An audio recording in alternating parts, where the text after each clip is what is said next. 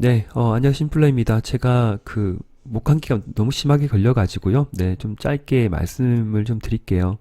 주말 영상은 항상 이제 인사드리기로 했기 때문에, 좀 짧지만 끝까지 좀 시청해주시면 감사드리겠습니다. 그리고 좀 작게 말씀드릴게요. 금요일날 미국발 좀 훈풍이 아니라 악재들이 계속 뭔가 들리고 있는 상황이죠. 네, 그리고 이게 2%씩 음봉으로 쭉쭉쭉 밑으로 꼽아주는 상황인데, 보시고 끝났구나, 시장이 또 이게 어디까지 내려갈지 모르겠구나 해서 걱정과 근심으로 많이 힘드셨을 것 같긴 합니다. 그런데 제가 오늘 제 영상에 말씀드리고 싶은 것은 무엇이냐면, 시장의 조정은 어찌할 수가 없는 상황인 거는 맞아요. 맞죠? 예. 다들 그렇게 인정하는 부분이죠. 그러면 현 시점에서 어떻게 우리가 봐야 될 것인가? 예, 지금의 문제점, 불확실성들을 저는 제 기준에 이렇게 보는 겁니다. 뭐 제가 경제 전문가는 아닌데, 중국발 코로나 확산은 일단 벌어지고 있는 것이고, 시간에 따라서, 즉, 흘러가는 시간 어떤 그 법칙에 따라서, 자연스럽게 해결될 수 있는 부분이 좀 크다. 예, 그러한 어떤, 시간의 섭리를 따라가다 보면, 지금의 불확실성을 해결할 수 있는, 것이 있는 것이고, 그리고 금리 인상과 인플레이션은 어찌할 수도 없죠. 예, 금리 인상은 또 발표가 된 상황이고, 점차 0.5를 할지, 0.25를 할지, 얼마를 할지 시장에서 결정을 하는 부분이고요. 많은 시간은 걸리겠죠. 그 포기하는 거예요. 네. 시장이 살아날 것 같기 때문에 금리 인상을 하는 걸로 하고 저는 이해를 하고 있습니다. 경제 전문가는 아니지만, 시중에 돈이 많이 풀렸기 때문에 그러한 부분이고, 그런데, 인플레이션은 어떻게 생각을 하세요? 인플레이션. 네. 가장 큰 원인은 우크라이나와 러시아의 전쟁 이슈라고 생각을 하시죠? 그러면 어떻게 우리가 보면 좋을까요? 네. 전쟁은 영원하진 않죠. 또 우리가 지금 살아 숨쉬는 이 세상도 영원하지 않겠지만, 전쟁이란 만큼은 아마, 지금 현대전에서 따지고 있는 그 시간 개념은 그렇게 크게 길지는 않다라고 저는 생각을 하고 있습니다. 그래서 많은 전쟁 전문가 분들도 제가 뭐 이것저것 뭐 사설이나 뉴스를 좀 취합을 하다 보면 공통된 의견이 뭐 5월이다, 뭐 6월을 넘지 않을 것이다, 뭐 그렇게 되는 부분이고, 러시아 디폴트, 뭐 여러 가지 좀 채무 관계, 또 국제적 주변 국가들과의 서로의 이해관계, 상충 뭐 여러 가지 것들이 지금 조합돼서 복잡하게 얽히고 설키고 있는 상황이기 때문에 너무 질질 끌지는 않을 것이다 라고도 생각이 듭니다. 그러면 현재 시장을 짓누르는, 이렇게 나스닥 지수를 크게 짓누르는 이런 흐름의 원인이 크게 세 가지라고 보면, 코로나 맞죠? 중국 코로나 시간이 해결할 것이다. 맞죠? 쉽게 좀 생각하자고요. 심플하게. 그리고 인플레이션 부분, 다소 시간이 더 걸리겠지만 일단은 우크라이나와 러시아의 전쟁이 끝나면 어느 정도 일단락은 될 것이다. 네. 각국의 이렇게 무역주의, 오늘 같은 경우에는 지금 또 이런 뉴스가 나왔죠. 네. 매일경제신문을 보시면, 여러 가지 또 신문 보니까 또 비슷한 뉴스도 나왔더라고요. 네, 인도네시아가 이제 팜유, 여기 나오네요.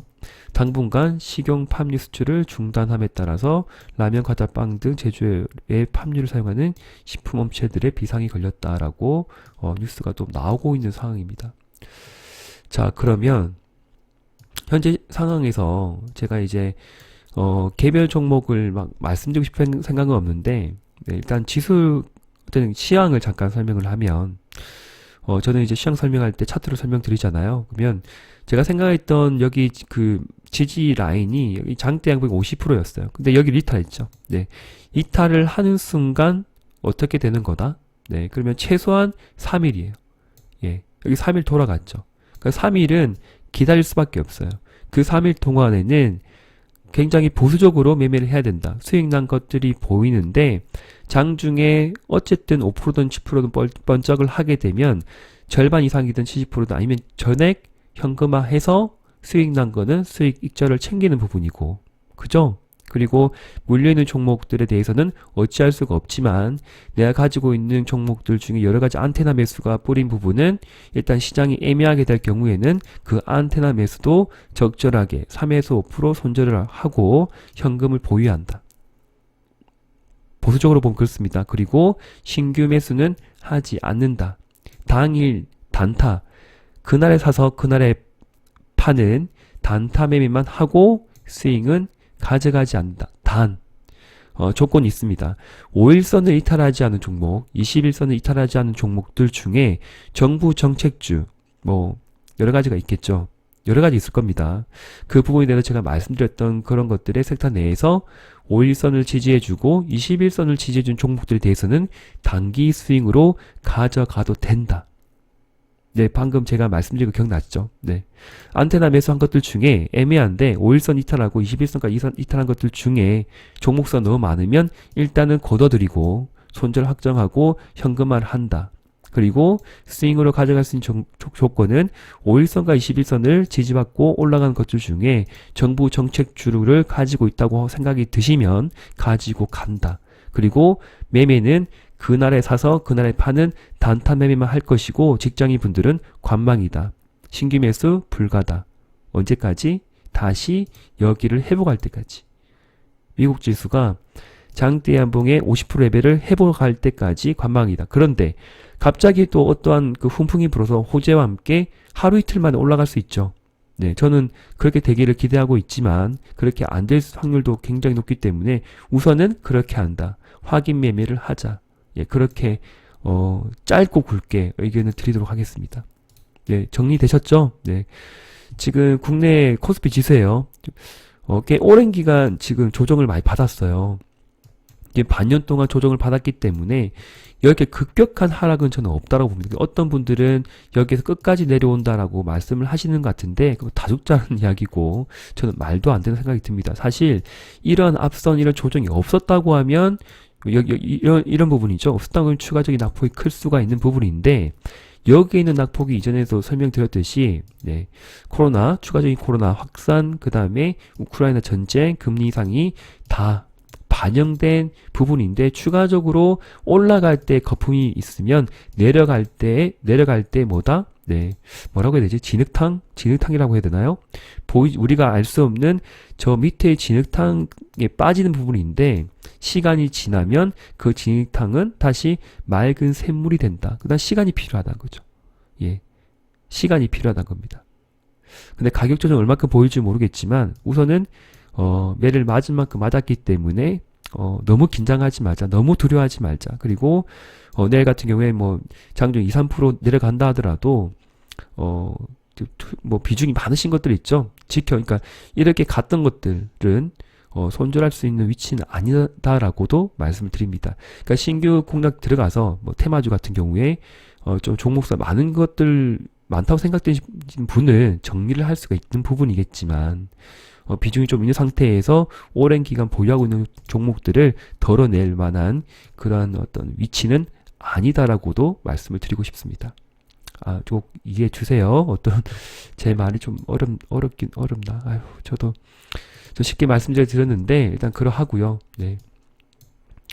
인도네시아가 팜유를 또 이제 수출을 안 한다. 또 밀가루의 관련주들도 급등이 나왔고 곡물 사료주들은 먼저 올라갔고 근데 지금은 조금 조심할 필요는 있습니다. 많이 조심할 필요가 있습니다. 왜냐하면 테마주의 성격들 다들 아시죠? 처음에 대장주들이 막 이제 그 1번 주자들이 쭉 갔다가 2번 주자 갔다가 3번, 4번 가면서 주변 종목들 뭐 한다더라. 뭐 식품 사료 한다더라. 뭐더라? 네, 동물 사료뿐만 아니라 그 뭐라고 하더라? 저거 까먹었네. 여기 나오네. 예. 뭐 동물용 약품이나 뭐 기능성 제품 이렇게 판매하는 그런 종목들도 막 올라가는 그런 상황이었잖아요. 네, 최근에. 그래서 테마가 뭐 크게 불면 좋은데 자꾸 주변 종목들에 퍼지면서 함께 동반적으로 올라가는 거는 지금 그런 시점에 들어가기에는 굉장히 위험한 부분이다라고도 생각이 듭니다. 거의 좀 다 온 것 같아요. 네, 테마를 보면 이제 그런 지금 전쟁 쪽이죠. 네.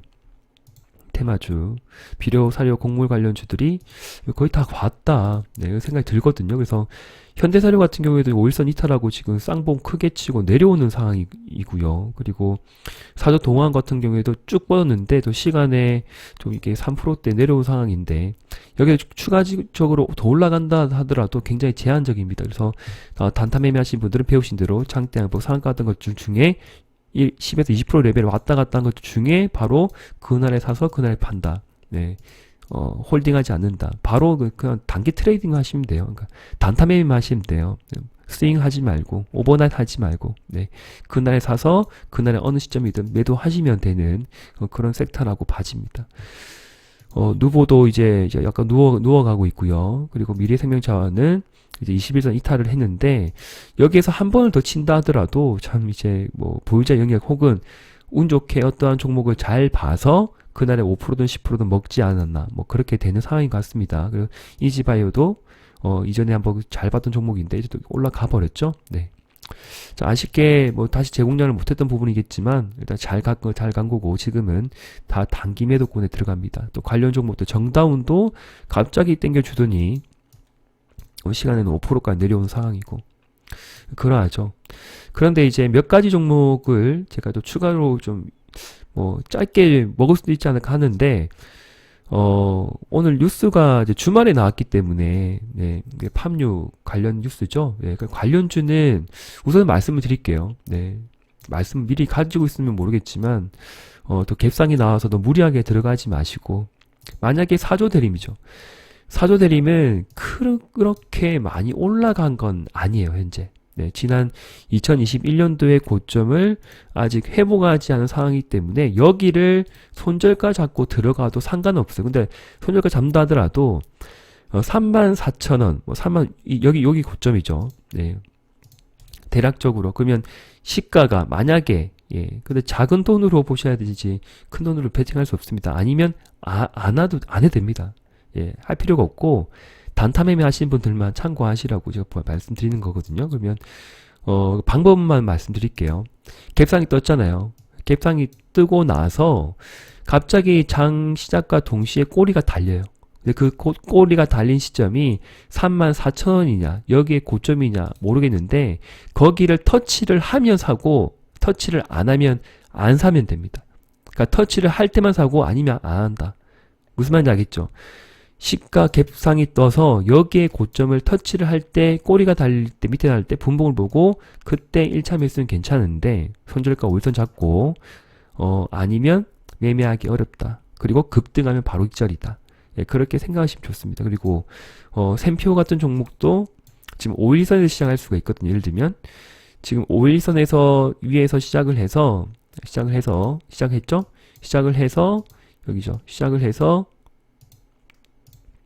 잠깐 이거 그림 그리기 있긴 한데 대충 할게요. 일단 자 내려와서 5일선 터치한다. 그럼 여기에서 맞고 올라간다. 그러면 올라갈 때 익절하면 되고 내려주면 5일선 근접에서 사면 되는 부분이고 그죠? 아니면 안 하면 됩니다. 예, 근데 거래 터지고 나서 오른쪽으로 횡보 등락 이후에 크게 뻗은 바가 아직 없기 때문에 샘표예요. 네, 없기 때문에 한 번은 단기 트레이딩 충분히 가능하다. 그러나 꼬리가 많이 달린 종목이고 언제든지 장대 양봉이 나오면 네, 익절을 잘 챙겨 보시면 좋을 것 같고요. 저 사조 대리 말씀드렸고 샘표 그 다음에 신성홀딩스 같은 경우에도 한 번 더 이렇게 여기서 땡겨졌죠. 그리고 지난 이제 금요일도 좀 강하게 상승 마감을 했는데 시간에 크게 내려간 바는 없고요. 그래서 여기가 아마 단기 이제 상투권은 아닌 듯해요. 상투권은 아닌데 한 번에 더 레벨업을 할 여지가 높아 보인다. 뭐 그렇게 생각이 듭니다. 시가총액이 높지 않기 때문에 이전 여기서 뭐 500억, 600억짜리가 지금 시가총액 뭐 600억, 700억짜리가 갑자기 상한가 가고 막 난리 부르스거든요. 일단 동호회 집단들 와가지고 다 사버리니까 그냥 상한가로 바로 들어가는 것 같습니다. 그런 거 너무 부럽다 생각하지 마시고요. 네, 어쩔 수 없습니다. 그래서 매매가 가능하다 보면 눌러줄 때 보고 사든지, 네, 이렇게 세 가지 종목만 좀 봐도 되지 않을까. 샘표, 신성홀딩스, 사조대림, 예, 팜유 관련주로 지금 엮여 있는 바가 있기 때문에 한번 언급을 드렸습니다. 뭐 15분 정도 영상을 좀 남겨드렸던 부분이고요. 그리고 정부 정책주 중에 덕신하우징은 제가 좀 보고 있는 종목이거든요. 수익권이고 제가 눌러줄 때 사보시라고 말씀을 드렸죠. 그래서 익절 챙기신 분은 또 저가 매수해서 또 번쩍하면 익절하시면 되고, 만약에 눌러주면 일단 매수를 한번 해보세요. 네, 해보시고 며칠 있다가 또 번쩍하면 그때 익절을 하시면 좋을 것 같습니다. 많은 종목 지금 볼 필요는 없을 것 같습니다. 덕신하우징이 강하게 금요일날 상승만 해주었고, 그리고 시멘트 관련주도 고려 시멘트가 아직 무너지지 않은 상황이기 때문에 뭐 성신양에 가지고 계신 분은 고려 시멘트 흐름 지속적으로 참고하시면 좋을 것 같습니다. 번쩍 나오면 그때 익절을 챙기면 좋고 눌러주면 일단 20에서 이탈하게 되면 관망이고 다시 재차 회복할 때 들어가는 부분이고, 있으신 분은 추가 매수 하지 마시고 가지고 있는 부담 없는 비중만 가져가서, 왜냐면 많이 올라갔으니까 그러는 부분이에요. 신규로 들어가지 마시고요. 가지고 계신 분 입장에서 하고, 아니면 수익을 한번 크게 챙겼다라고 생각이 드시면 다시 들어가도 괜찮습니다. 네, 한번 수익이 챙기신 분은 괜찮다. 그렇게 의견을 좀 드리고 싶습니다. 제가 좀 빨리 말씀드렸고, 좀 약을 좀 많이 먹어서, 네, 감기약을 좀 많이 먹어서 좀 정신이 없네요. 남은 시간 또 푹 쉬시고요. 다음 주에는 건강한 모습으로 제가 인사드리겠습니다. 말씀드린 종목들 기준 잘 세우고, 손절가 잘 세우고, 네, 잘 매매해보세요. 네, 끝까지 응원 드리겠습니다. 감사합니다. 네.